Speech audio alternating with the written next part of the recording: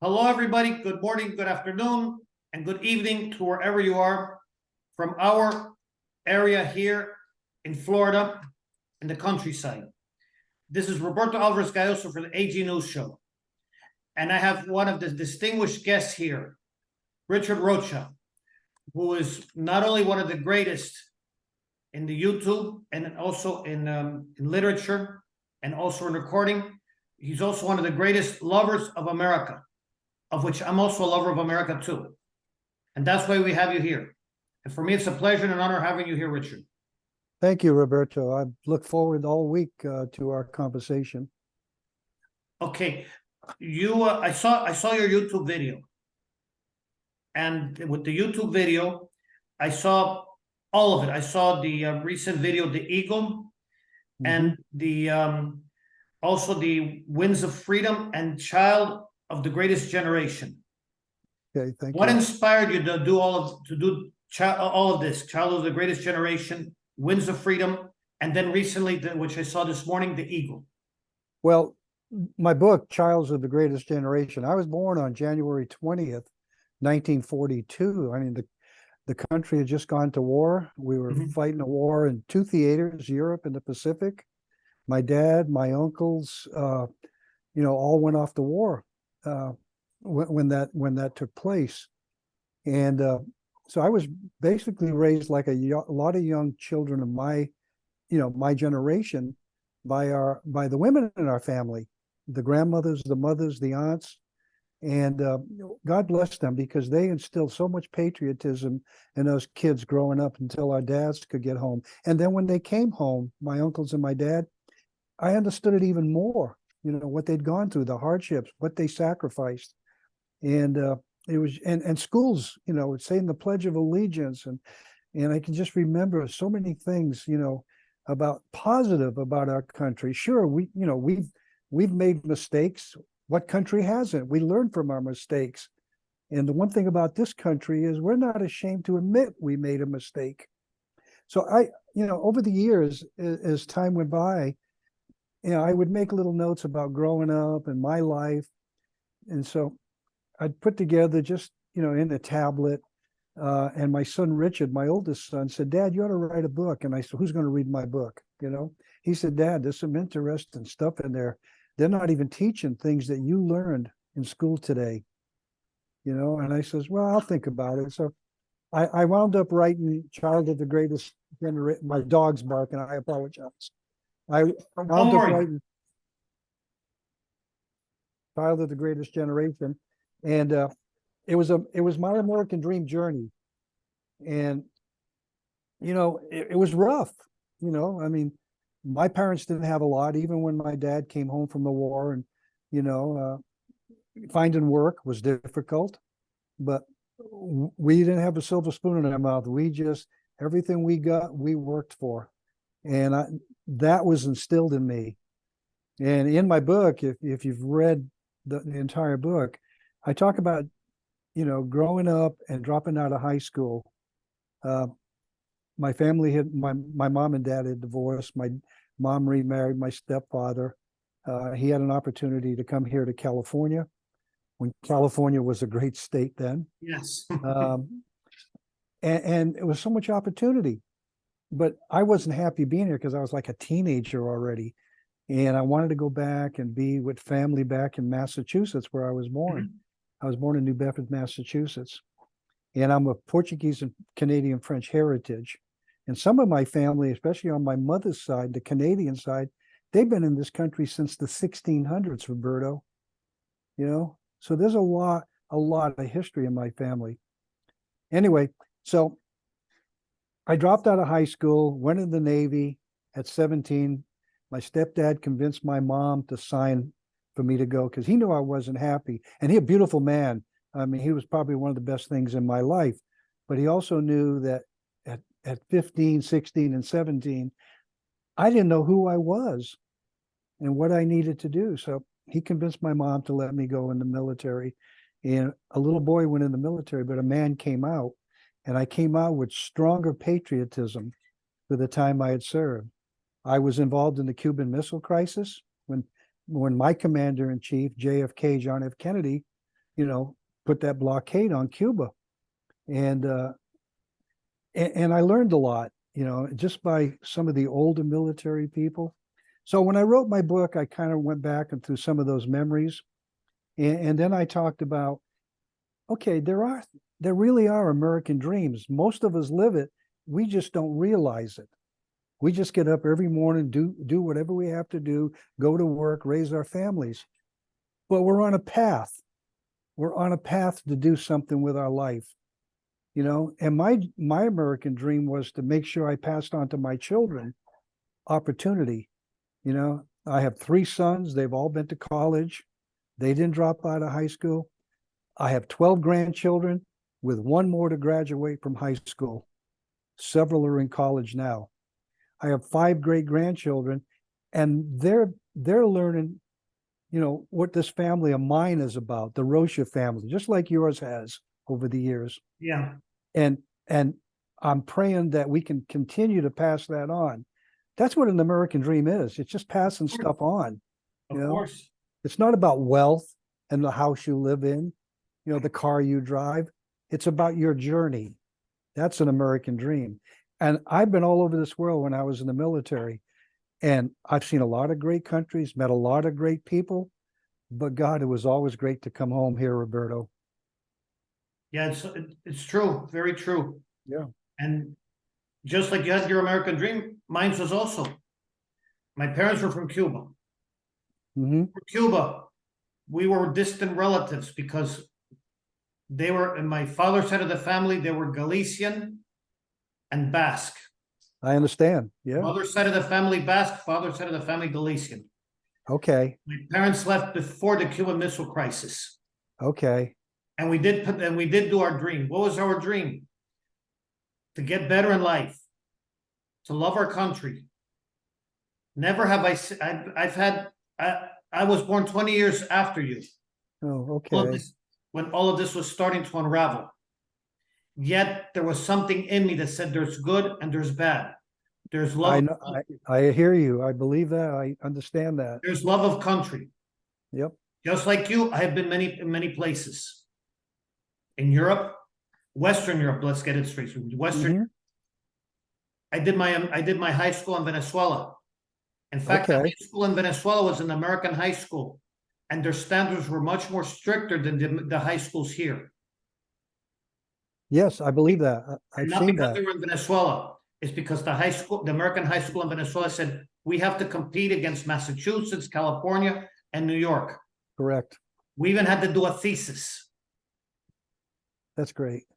You know what? My thesis was about Afghanistan, and I had to defend why Afghanistan was going to eventually expel the Russians. And that was a very hard sell when Russia recently invaded Afghanistan when I graduated. Wow. 1980. Yeah. And I have the thesis in my head. I have to revise it many times. And whatever patriotism I had to get, either I got it in Ohio, because in Ohio, when they started removing God, they had the state flag, the national flag, which is the American flag. We had to sing the national anthem and salute the American flag and the flag of Ohio. And we also had to sing what was considered the state song of Ohio, the green, green grass of home. Yeah. While a tragic song in itself, it evokes one thing called home. Home. Home. Even recently, not recently, 15 years ago, during the Olympics, as a blogger, I went to China. Okay. I was still trying to savor. My parents left the communist country, and then the communists in China were like honoring me. And I said, yeah, I understand that. I said they were honoring me, but there were some things that in China, I love China. It was a very beautiful country. I'm not going to enter the government or the politics. What I'm going to do. Well, that's it. The people are beautiful. It's the leaderships. I know. Since I didn't want to get into the leadership, which is, I understand. The problem that I had in China was that they tried to show me many things, and somehow I was thinking about home. There was one area called, we have a South Beach here. I'm here in Miami, Florida. We're close to South Beach. Been there. Yeah, I understand. They showed me a South Beach, and my mind was in South Beach, Florida. the whole time, yeah. the whole time. There was another time that you had, that was in another area, and you had memories of Miami, memories of Florida, memories of the South. In other words, I was enjoying China, but my mind Was home, was home. yeah. It was at home. And then when you arrived, you had all of the beauties that no other country has, because we have not just a dream of like doing our own dream of writing our own destiny and everything. Correct. We have the dream of going places with our lives, doing what we would do, good or bad. We are the masters of our own destinies, and that's what I learned in America. And what was reinforced, and you probably remember, in 1969, I had the record when I was a little kid, but I managed to recover it in an eBay. Red Skelton's Pledge of Allegiance. Oh, yes, I've seen that more than so many times. So many, I know the one you're talking about. I heard it. Motion, I heard it as a child, and it struck my heart. mhm. Somehow, in all my moving around the United States and around the world, I lost many things, including the record. And somehow on eBay around 12 years ago, I managed to recover the same record that I lost. Okay. The same flexi disc that Burger King sent to you Mhm. when Burger King was Burger King. Well, I have to say that. I'm sorry for Burger King, but it's the truth. And it had Red Skelton's Pledge of Allegiance. And again, it touched my heart to the point that I was crying, and I was asking myself, what is going on here? What are we doing? Yeah. It is something that, I don't know. Can we survive? I don't know, but I prefer to think that maybe out of all of this, we'll be coming out stronger. I have that feeling deep inside me also, Roberto. You know, I know there's so much going on, but yeah, I just can't believe that the majority of the people, you often hear this term, the silent majority, you know, and they exist. I mean, I talk to so many people, acquaintances I made over the years, both in the military and when I worked in the defense industry for 39 years for Pratt and Whitney here in California. And I still in contact with many of them. And we have conversations, but they're not the conversations you see on social media. They're heart to heart. They're concerns, you know. And so I want to believe, and I do believe, we're going to get this right. I really believe it. Yeah. Yeah. I'm thinking what I'm doing. I can't do everything alone. What am I doing to turn the ship around? Mm-hmm. Our ship, our America. Correct. Having people like you in the air. Having people who are artists, who love God, who love family, and who love country. You're right. Because we have lost Spain. Yes, we have. We have. That's we one lost thing. Spain because I had relatives that left Spain during the Republic. Uh-huh. The Republic was like a song said, they had a good thing going, but they screwed it. Mm-hmm. Cuba, and now Spain repeats the same history. Yeah. And I come here, and we're told if something happens here, there's no other place to go. Although there are many other people who have been leaving either externally or internally, but we can't have a defeatist attitude. No, what have I done? And in addition to inviting you and others to come here and talk about your experience, because if you have any more experience, please feel free to talk about it. Yeah, thank you. I'm also buying American-made products from small towns. During this thing that I'm not going to talk about, during these ills of the last 3 years or 4, I bought American-made jeans, American-made T-shirts from All American Clothing Company. Great, that's great. Made in Ohio. I even wear them in my my other program in English, the Americana Bistro Grill. Okay. I have support. I'm right now with my suit and my tie because this is a more formal program, the AG News Show. And since this is something that we have to talk about. Yeah, I hear you. This, I'm more formal. But the suit was made in America. I bought it at Sears.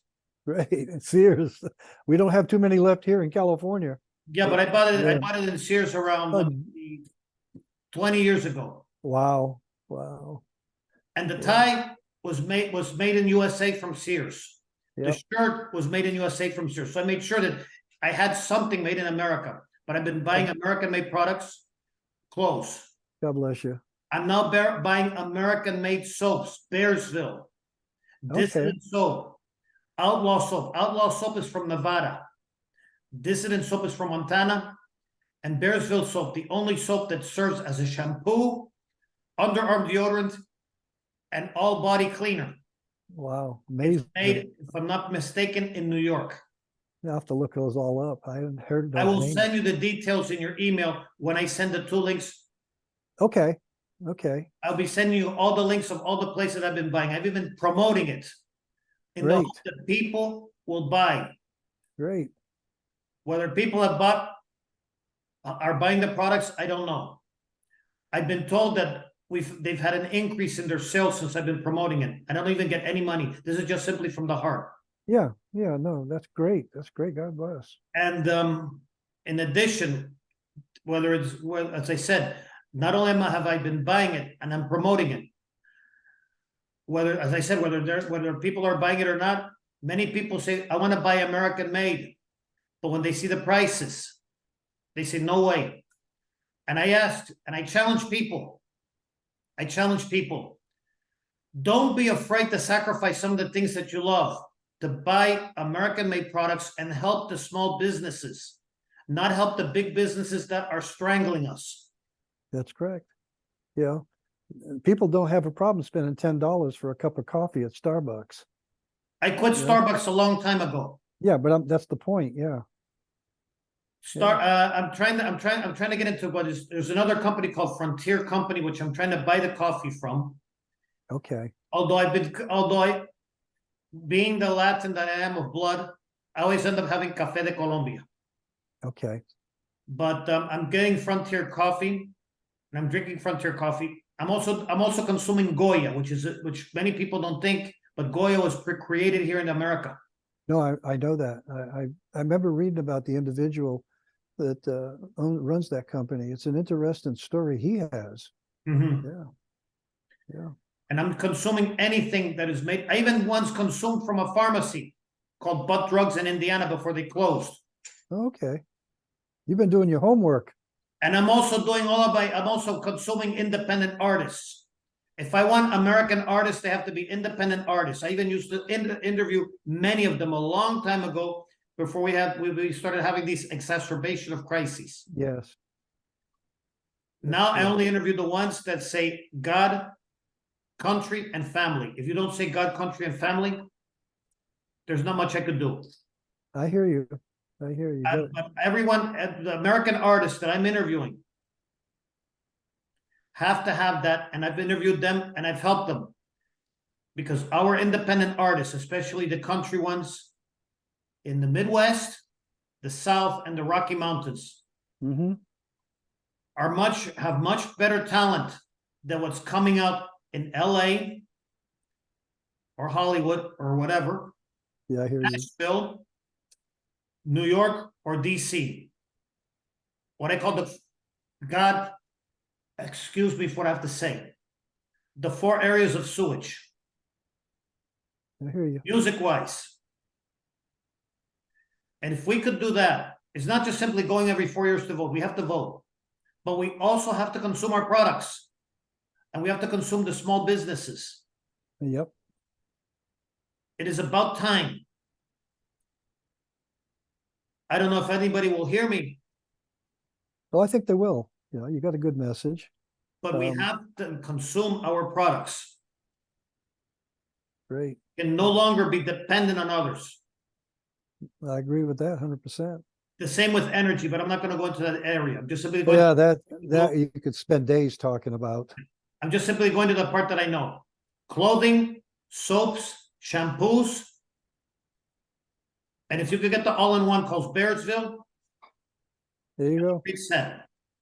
That's great. And of course, our independent music, our rockers and country. Rock and roll isn't dead. It is just simply hidden elsewhere amongst the rubble of mediocrity. Yeah, I still listen to it. Let me tell you. Yeah. I'm like Nice. Bob Seger. I love the old time rock and roll. That's why I Yeah. get it from the independent artists that at least have the talent. That's great. And we Yeah. can't do that. We can't just allow ourselves to just die off. Yeah. We have to do this. We have to help ourselves and continue the dream for our kids, our grandkids, and our great grandkids. Mm-hmm. We have taken our country too much for granted. At least my generation and the generations afterwards. Yeah, that concerns me. What I see going on now with these younger kids in college and stuff. Sometimes I told someone recently, I think we took our eye off the road with education a while back. As parents,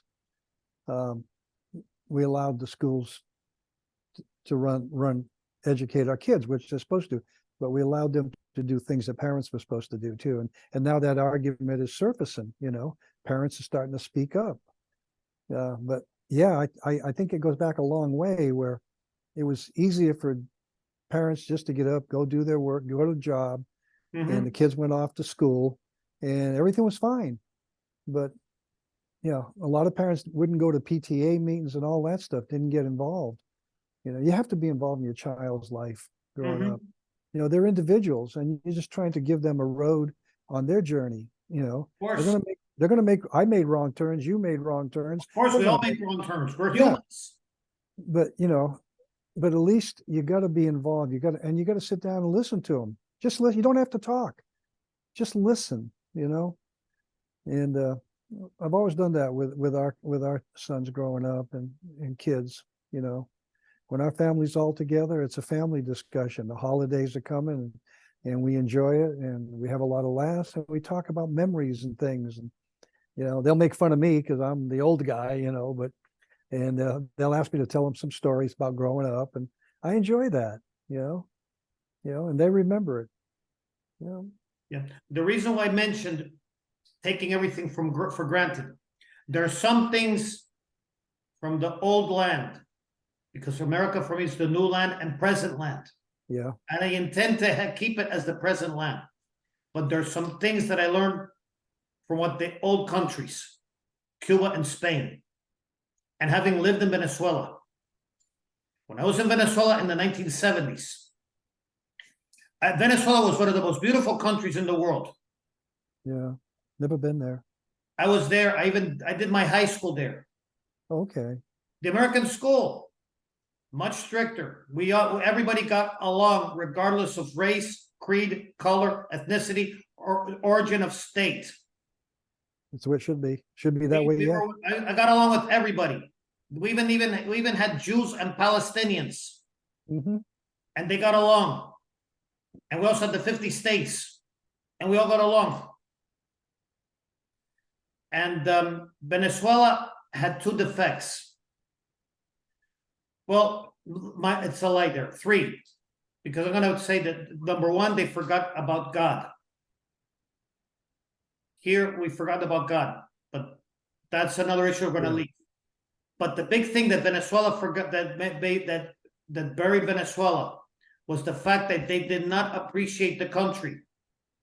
They woke up, they said, we're going to have the same Venezuela that we had many years ago. No. And you don't have that. They rested on their laurels.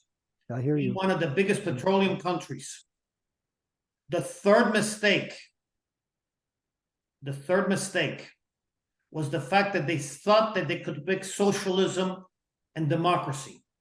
They said, we are a socialist democracy. Instead of saying social democracy like in Scandinavia, they took it a little bit. Oh, yeah. They took it further and said, we are a socialist democracy. A Venezuelan could visit Cuba in the same way I could take an airplane to Puerto Rico. Yeah. No visa, no nothing. I know Back and forth, yeah. I know people in my school who are citizens of other countries. And those other countries had diplomatic relations with Cuba. And they went to Cuba just like I could take a plane now and fly to California or fly to Massachusetts. Sure. That's how easy it was. They recognized North Korea in the 70s. The first Latin American country to recognize North Korea. Wow, I didn't realize It that. helped the Sandinistas, saying that the Sandinistas were something romantic. Yeah. No. And what other thing happened? Oh, the last but not least, the biggest joke of all, and I'm still trying to recover from it, even though it happened in 1979, but I still die laughing from it. Colonel Gaddafi of Libya visiting Venezuela. I vaguely remember that. Yeah. I was in remember the he went to Cuba during the non-alliance meeting, where he met with Okay. Tito. And then afterwards, since Libya had nice little relationships with Venezuela, Yeah. Gaddafi made a nice little visit to Venezuela. And we were drowned in Libyan propaganda. Mhm. Some of it, I'm not going to enter into details. I'm just going to tell you that I died laughing at the propaganda. I still laugh at it to this day. But I'm not going to enter into the details. But the thing was, I was saying is that they had this, we could do socialism and democracy at the same time. All the parties that were there since they had a revolution in 1958 and banned all of the right-wing parties. Okay. You had all forms of left-wing parties, left of center, left, and left. It was only a matter of time that left of center went all the way to left. Yeah, they just keep moving. Keep moving. They just simply moved the goalpost until it's too late. Like we seem to be doing that here, aren't we? We're doing that here, and it is very dangerous. Yes, it is. Cuba, I'm not going to say Cuba was one of the greatest, just the same thing way Venezuela. Venezuela and Cuba had big problems, just like any other countries had. The only difference was that Cuba had a military coup in 1952. But again, people did not appreciate Cuba. And of course, they had the military coup, and then you had someone promising the stars, the moon, and everything. Because for me, Castro was never a true revolutionary.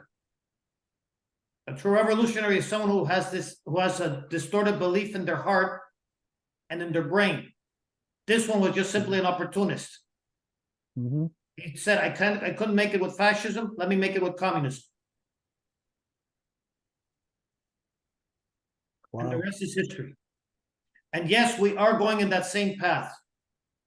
We are allowing ourselves to go on the same path. And we have today's students and university students, not all of them, but many, who are allowing themselves to be naive in these sort of things. And many of them, the only thing they know, and this is not me quoting it, this is a Venezuelan who crossed the border between Mexico and the United States, who said it to one of the reporters. I think it was Newsmax, if I'm not mistaken. It is very easy to be a socialist, paying $10 for a Starbucks coffee, than to really live it abroad.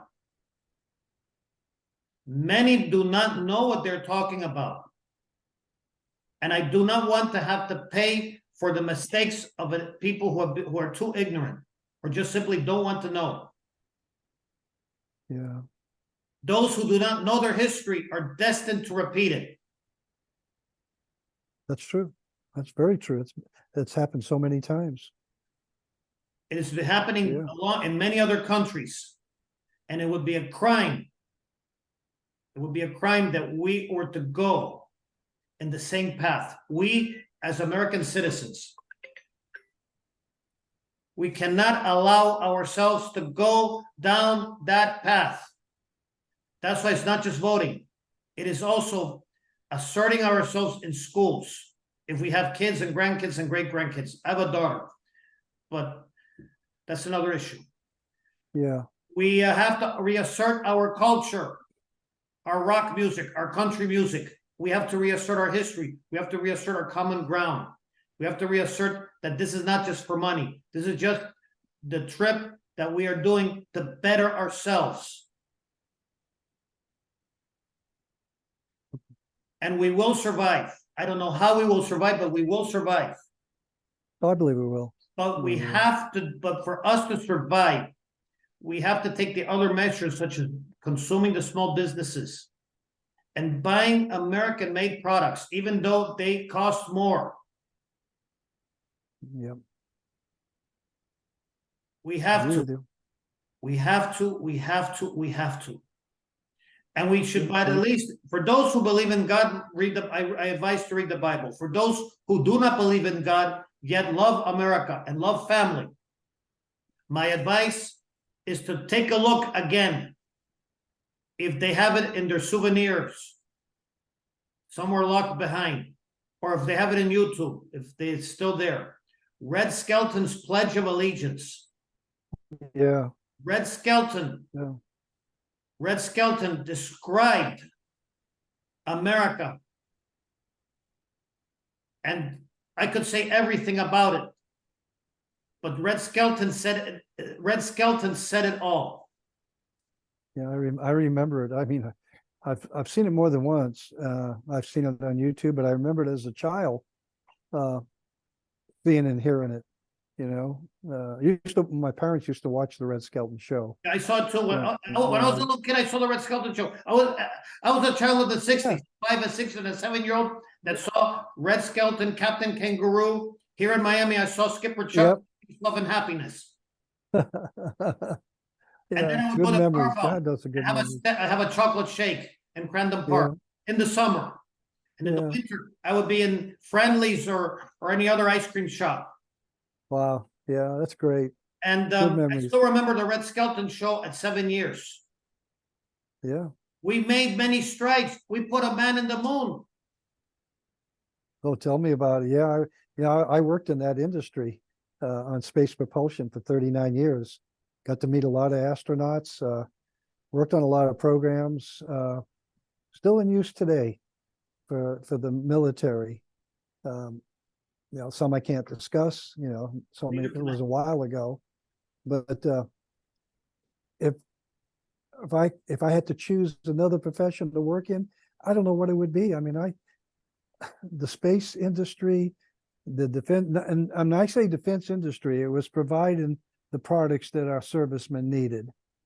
Okay. And, you know, we were just one of many contractors, Pratt & Whitney.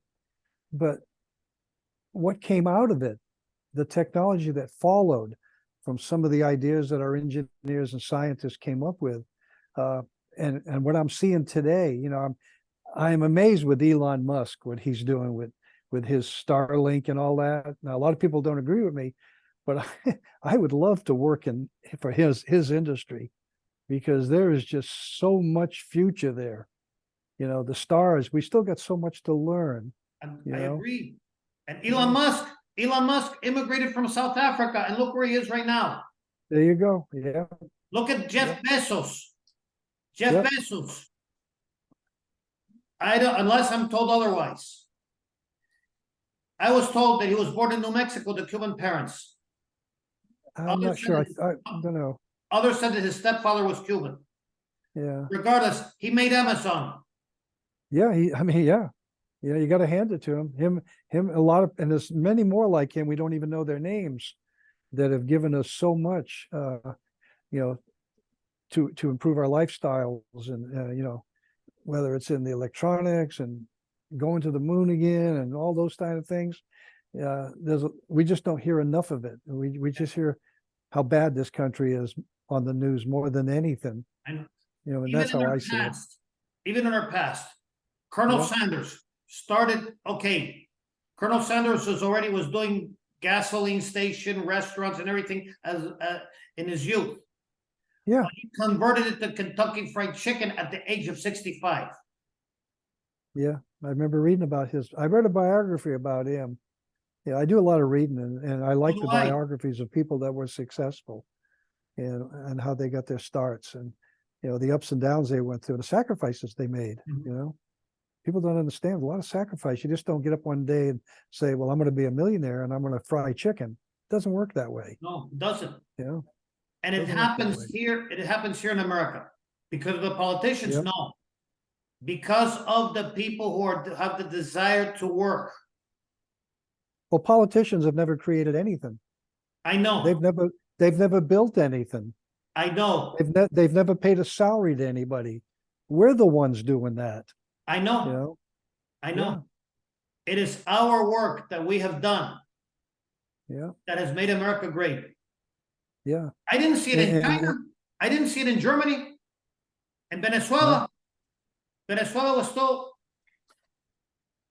thinking about how they could mix socialism with democracy in the yeah, 70s, just like many countries in Latin America. And yeah, Cuba, before its military coup in 1952, had the same mentality. I hear you. Pipe dreams. You Yeah, don't become a power with pipe dreams. You become a power with the individual working, the individual making a life for himself or herself. I hear you 100%. I mean, um, couldn't say it better myself, you know. I'm going to be 82 on January 20th. January 20th is a special day to me, not because it's my birthday, but every time we have an election and a president takes his oath of office, excuse me, takes his oath of office, it's on January 20th. So I believe in my heart, God gave me that birthday for a reason. And that has a lot to do with how I feel about this country and leadership, you know.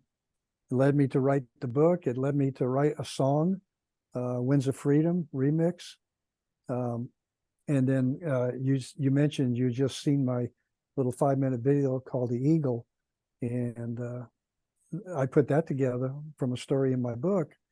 And I'm trying to use it as something to inspire people. It's on Rumble and YouTube, and I know you've seen it. And I'm getting good feedback from it. I got a lady this morning on Truth Social. She says, I seen your little 5-minute video called The Eagle. And she says, it sent chills down my spine, you know? And I thanked her. I says, that wasn't my intent, but my intent is to give you inspiration that we got a country to save. And that was the reason for it. I saw Eagle and I saw everything. And I had the same, I didn't have the chills. I'm not going to say that my heart was crying because the same But thing. you understood the message. But I was also saying, no, we can't think of that. We can't have the heart crying. We have to keep going. We have to save our country. We have to save our America. That's right. Everything counts. Everything counts. No, it does. I was talking to someone this morning on a tweet on X now, somebody I know very well, and he congratulated me. He said, "You did it again, Rich. You put a 5-minute message out there that's really stirring people." You know, when I first got on Twitter, when it was Twitter, a little over a year and a half ago, I started talking about my book, and I was kicking the song idea around, which came from a story in my book called "America, Where Are You?" And it led me to write the song "Winds of Freedom" remix. And the reason I call it remix is I wrote two. One was just with acoustic guitar, and it did well. And then I was watching the news one night and it was talking about all the inner city problems and, you know, pro-life, pro-choice and all that. And I said, you know, I got to rewrite that. I got to add a closing lyric. And so I added the closing lyric, you know, and I had to name it Remix. It was just the same song, and the producer added more instruments to it. And so there's two versions out there. But anyway, I was trying to tell him, I said, as I write that stuff, you know, not because I don't have nothing to do, I'm trying to send a message to people. You know, my mom and dad, you know, I mean, they've been gone for a while, but they wouldn't expect anything less of me because that's how they raised me, to speak up, to say something, to help others, you know. And your message so is I thought, resounding. okay, Your message is resounding because I'm making sure that your message is being transmitted in all of my accounts. no, I appreciate that, Roberto. Right, BitChute, Truth Social, USA Life. Yeah.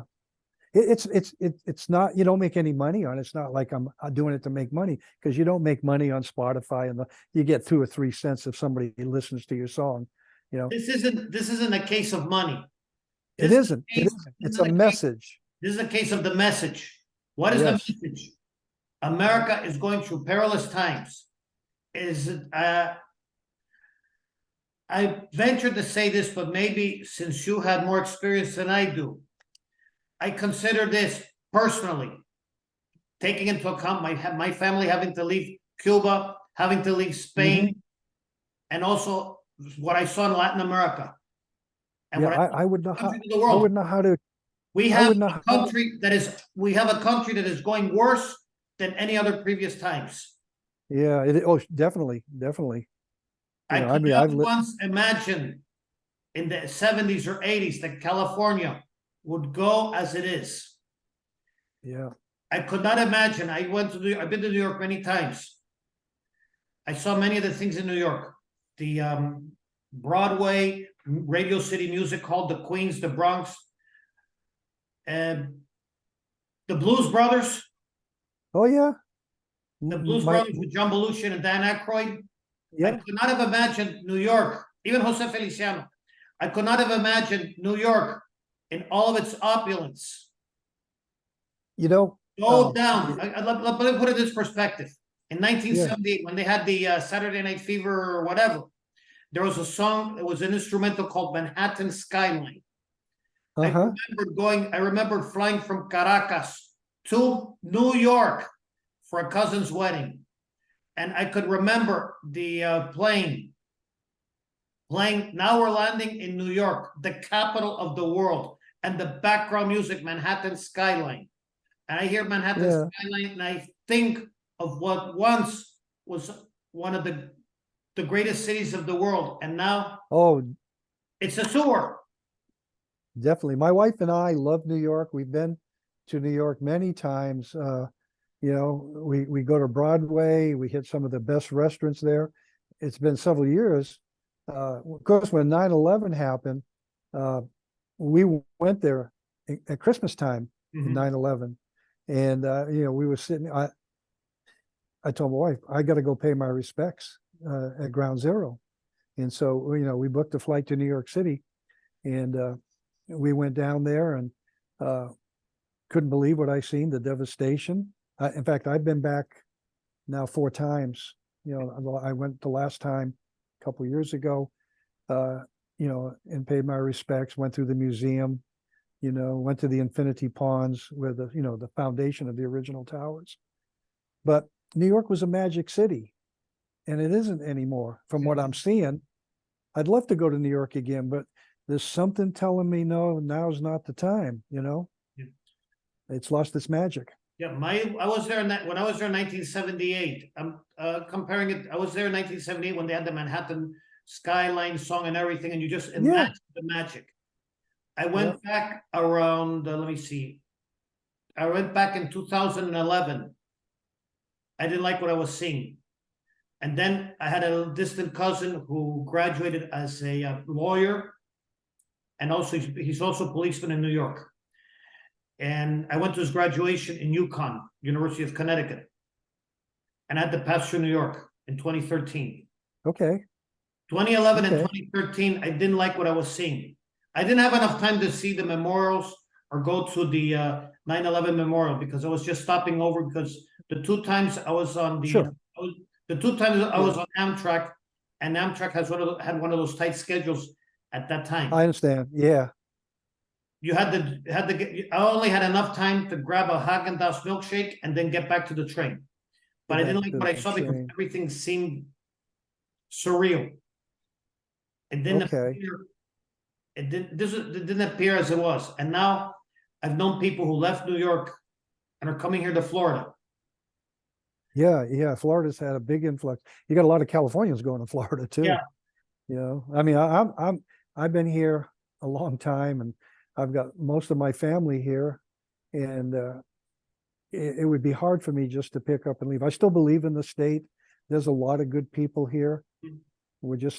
We're allowing what they call a super majority in Sacramento to make all these decisions.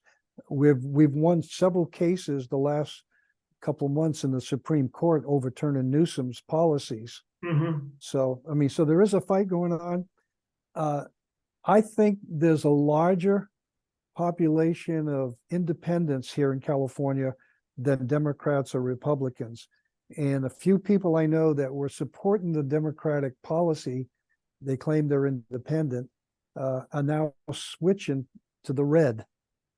You know, I don't know what's going to happen in 2024, but I just had this weird thought or feeling that I think California could be a spoiler from what it's been in the past. I hope it does. Now, could we turn the state red? No, but maybe a lighter color of blue, you know, Maybe because yes. we are winning. Yeah, we're winning some cases in court, you know. Maybe yes, because you have a very beautiful state, just like New York. It's beautiful. I have yet to go to California, but I know people went to California. I also know many people from California and from New York who have immigrated to Florida. Yeah. And many of them have said the New York that you knew doesn't exist. Yeah. And others say California.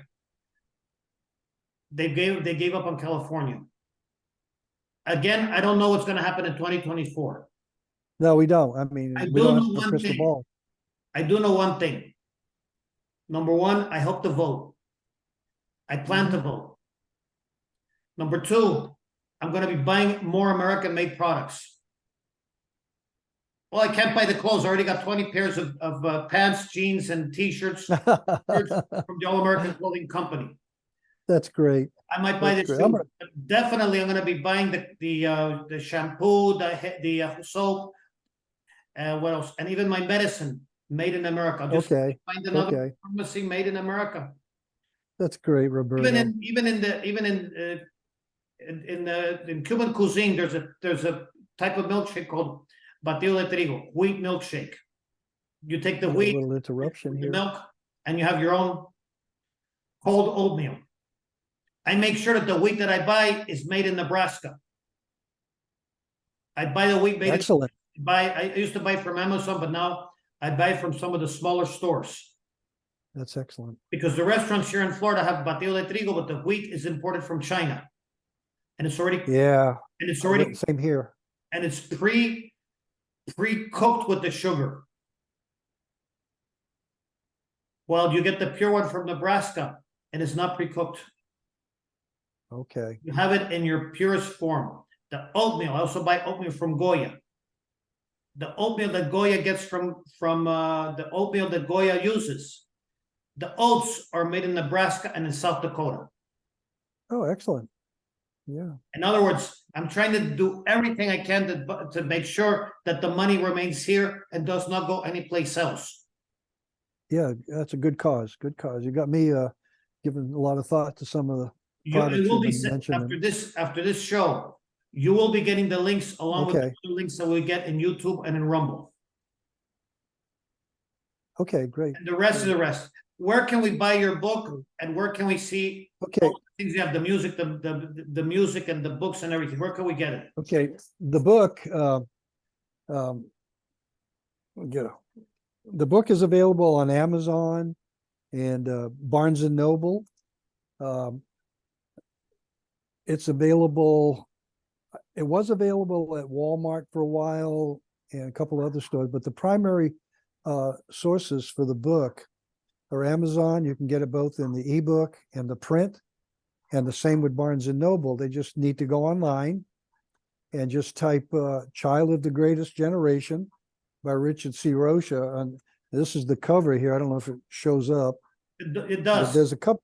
Yeah, there's a couple of books named "Child of the Greatest Generation." See, titles like in music are not copyrighted, so you could have 4 or 5 books with the same title. You could have music with the same title. Like my song, there's other Winds of Freedom out there, and they're copyrighted, but it only copyrights the content of the song or the material. So like in my book, the book is copyrighted. So I can use the title, and 10 other people could write another Child of the Greatest Generation. but they can't put anything behind the covers that may have come out of my book. Mhm, Then they of open course. themselves to lawsuits and stuff. And so the people that publish my book, they keep good track of that. My book's published by Christian Faith Publishing back Mhm. in Pennsylvania, and they're a good company. They do a lot of Christian books. And so anyway, Barnes and Noble, you can get the ebook format. The book right now, the print's selling for like $15.95. It's been out a while, a couple of years. The ebook sells for like less than $6, Mhm. and you can get the free readers from Amazon and Barnes and Noble. The song, which I wrote, I mentioned a while back in my book. There's 13 different stories in my book. The book is not just my journey in this country, growing up as a little boy during wartime, all the way to having a successful career in the aerospace industry.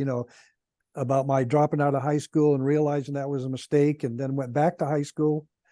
And I got to tell you that when I went back to high school, I did it for 3 years, Monday through Friday, and studied on weekends, got my high school diploma because I didn't want a GED. And then I went to college after that. So my journey was an interesting journey for my family and me. Anyway, so one of the 13 stories in the book is called America, Where Are You? And I happened to be going through the book, and there was something going on in the country. And the thought came to me, I wonder if I could write a song. I've never done that before. So I got with a producer and a lyricist, yoursongmaker.com. They're on the internet. And you give them your idea, you give them your words, and they help you put it together. And we came up with Winds of Freedom, and Winds of Freedom Remix. And it was a message song. And that's what I wanted. And again, that can be heard on all the streaming sites. It's available on Spotify, iTunes Music, Amazon Music. What's another one? Deezer, I think it's pronounced. These are iTunes, iTunes, Apple Music. All they got to do is just type in Winds of Freedom, and it'll -mark remix by Richard C. Rocha, and they'll get a link right to it. Okay, and then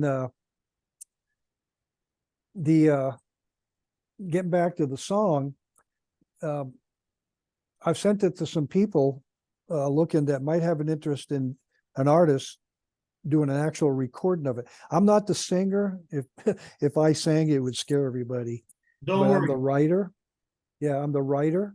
And the company I worked with to produce it, they're not in the record business. Their business is built around helping people, such as myself, who have an idea and want to put it to music. And they allow you to do most of the work. They'll send you their ideas, and I went back and forth with them. No, I don't like some of the stuff they were writing, and I finally got what I liked. And for a fee, they'll put it on the streaming site. So I paid them to put it on the streaming sites. The vocalist in it works for them, and he's anonymous. That's the way their contract reads. They're people they hire. He's got a beautiful voice. And I even got a hold of the CEO of the producer, and I said, why can't we produce that record with him? He says, well, it's contract stuff and this and that. So I'm working with an individual right now. His name is Keith Davidson. His dad's an author, wrote a lot of books, and he's a musician. And we're going to collaborate on 2 new songs I'm trying to put together. Great. And see where they go. But I'm not going to go through the format I did with Winds of Freedom. The one song is called By Choice, and it's about coming to this country or being an American. It's all about choice. Part of the lyrics says, I was born an American, my choice, God's choice, I mean. And then I talk about people like yourself who came here from I was born in other Ohio. countries. Yeah, but if but you came here, whether you were U.S. born, but if you came here naturalized, part of the lyrics talks about that. Of course. I'm here in America by choice. And then the other one I'm putting together, working with Keith, kind of ties in to my short video, The Eagle. And the title of that song is called Spirit of the Eagle. And so we're working on lyrics for that now. It's going to take a while, you know. He's going to try to put them to music and clean them up, and we'll see where they go. And I've had a couple of, I had a band actually in Florida. They're just a local band called John Mhm. Dalton and the Dalton Boys, Mhm. and they're in, I think they're in Southwest Florida, and they, you know, they play in the honky tonk bars, and they're kind of like really redneck music, if you want to call it that, you know, deep South, like the Allman Brothers Mhm. type of music. Sort of like And Clearwater Revival. there you go, there It's you go. Clearwater Yeah, Revival. and they want to do the song as a cover when they perform at the different clubs they're at.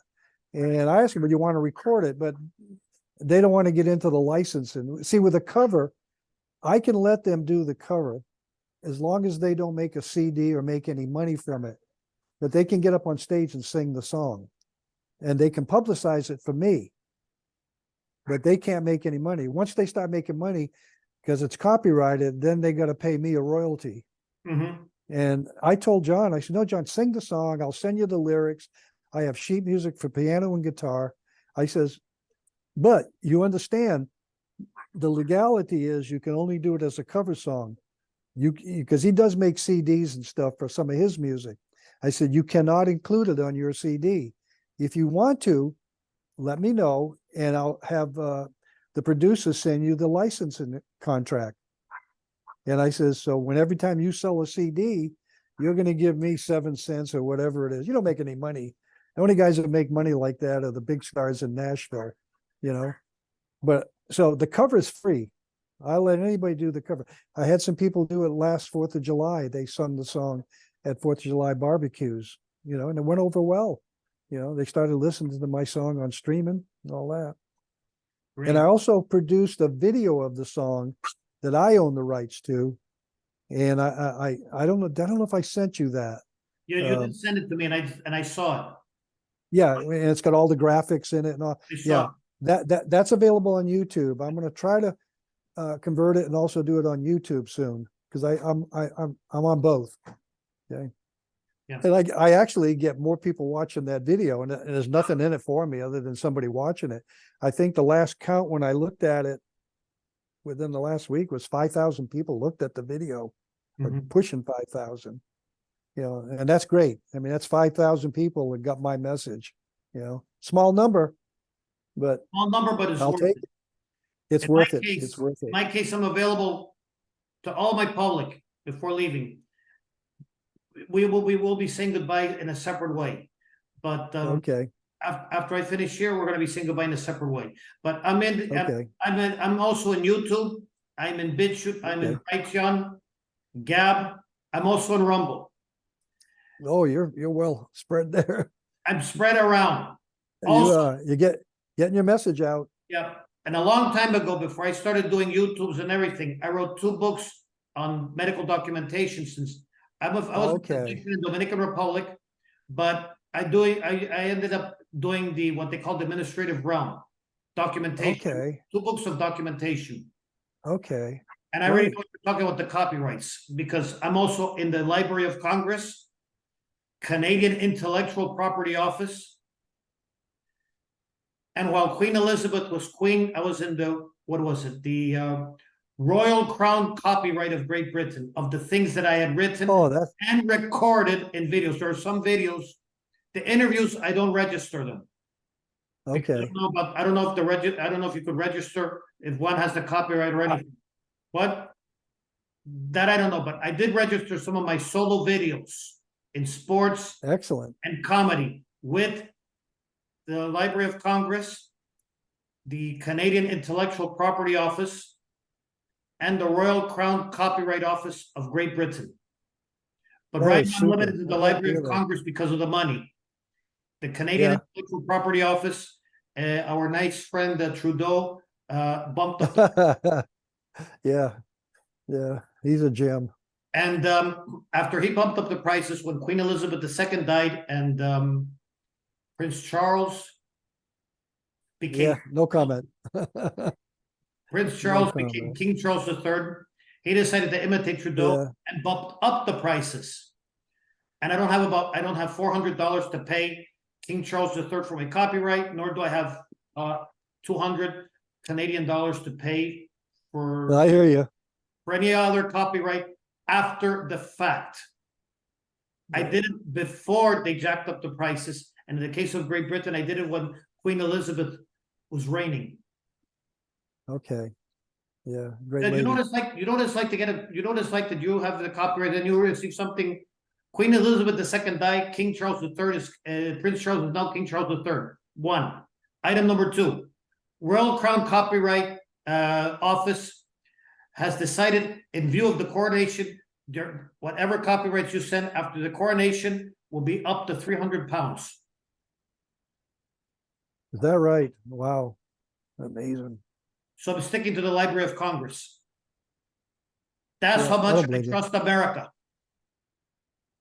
Yeah. I trust them enough to give my original stuff to them so they could copyright it. After all, Sure. copyright still serves a big power here and outside of America. That's excellent, Roberto. For everybody, this is Roberto Alvarez-Galloso of the AG News Show. Not only may God bless you, but peace in, peace out, and peace everywhere. Until the next time, and God willing.